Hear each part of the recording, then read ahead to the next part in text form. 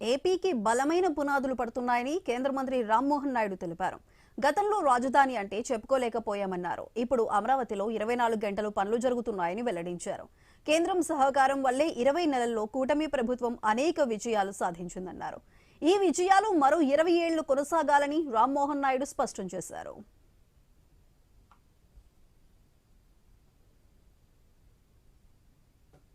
ప్రధానమంత్రి అయిన దగ్గర నుంచి ఒక నినాదంతో ప్రజల్ని ఎప్పుడూ కూడా తట్టి లేపేవారు. అదే మేక్ ఇన్ ఇండియా క్యాంపెయిన్.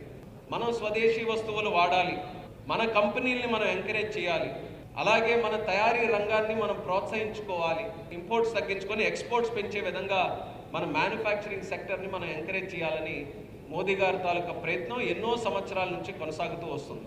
ఈరోజు దాన్ని డెవలప్ చేసే విధంగా మ్యానుఫ్యాక్చరింగ్లో కొన్ని అద్భుతమైనటువంటి రంగాలు ఎంచుకొని ఫోకస్డ్ అప్రోచ్తో తయారీ రంగాన్ని ప్రమోట్ చేయడం జరుగుతుంది. అందులో రేర్ ఎర్త్ మ్యాగ్నెట్ కారిడార్ని మొట్టమొదటిసారిగా బడ్జెట్లో ప్రవేశపెట్టి అనౌన్స్ చేశారు. అందులో మరొక విశేషం ఏంటంటే ఆంధ్రప్రదేశ్ రాష్ట్రాన్ని కూడా గుర్తించారు.